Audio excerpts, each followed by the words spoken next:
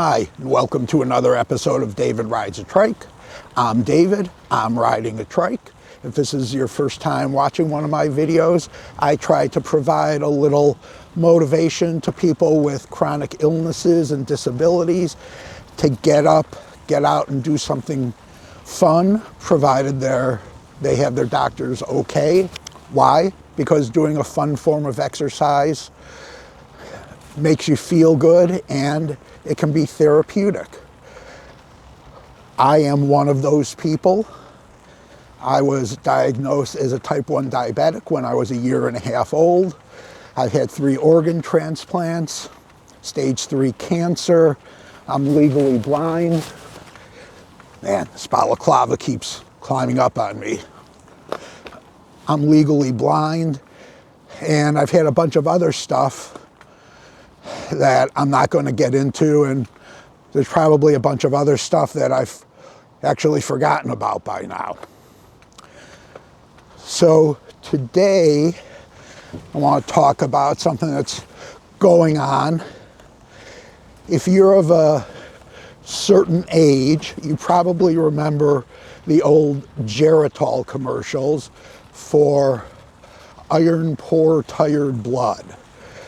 Well, that's something I have. It's actually just a cute name for anemia. Man, it's hard to pick up the trail in some spots here with all the leaves on the ground. I've been anemic since I was a kid, but it's gotten much worse. And I'm sorry, I don't want to sound like I'm complaining. That's not my intent. I really just want to explain how when I receive news about a new and what seems to be pretty frequent medical issue going on with me, how I try and deal with it. Back in early 2019, started noticing that when I would go upstairs in my home, walk up a flight of steps, I'd get to the top and I'd be huffing and puffing. And I kind of ignored it, as I often do for a while when something is going on. But then eventually Debbie noticed it and she made me go see the doctor. I'm going to pull over here and talk because it's too hard for me to see and do this. Hang on just a minute. So Debbie made me go to the doctor and they did an iron panel, check what my iron level was and a bunch of associated things. And as suspected, it came back showing that I was way below the normal range for iron and a bunch of associated attributes of it. So what do? Well, the easiest solution is to get iron infusions. So once a week for 3 weeks, I go into the hospital, I get an IV iron infusion, and after a couple of weeks, because it takes a couple of weeks for it really to start taking effect, I feel great. Got my energy back, everything was good. But then several months later, same thing would happen.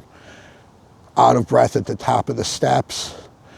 I was slower when I was riding, not that I'm fast anyhow, and it was becoming more difficult to go the distances I usually went.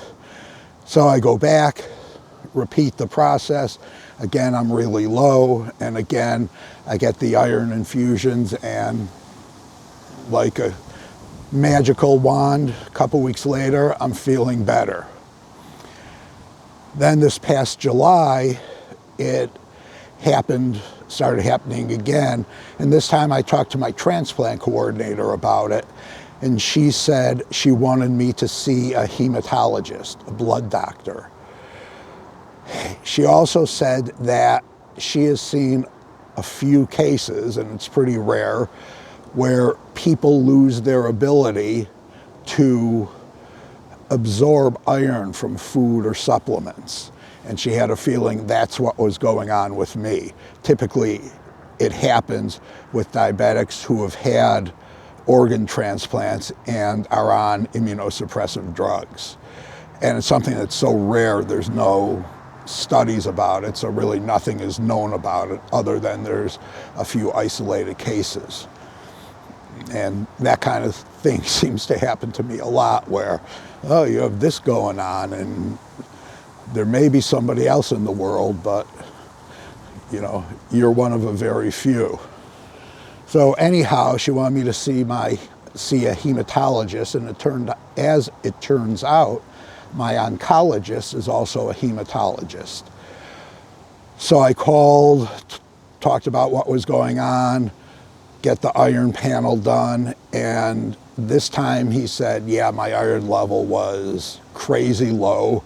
But the other thing was, he said that indeed I have no ability to absorb iron, whether it's through food or supplements, just passes right through.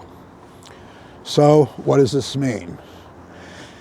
Basically, I have to just continue doing what I'm doing. I get my labs done when I'm low, when my iron is low. I get the infusions, and for a little while I feel like Lance Armstrong right after he's been infused with a bag of juiced up blood before a race.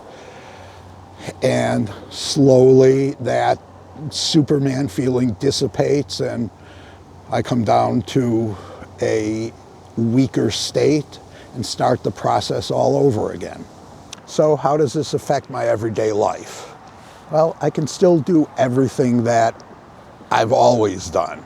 I may have to do it more slowly, but I can still do it. I can still go out for a ride.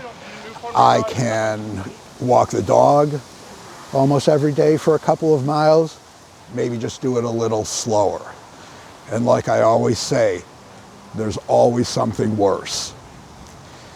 That's it for this episode. I hope you enjoyed it.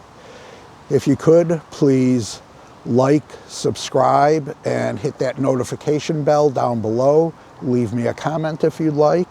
Also, if you want to visit my website at davidridesatrike.com or my Facebook page, which is facebook.com/David Rides a Trike. It's all one word. Thanks, and I'll see you on the next ride. Bye-bye.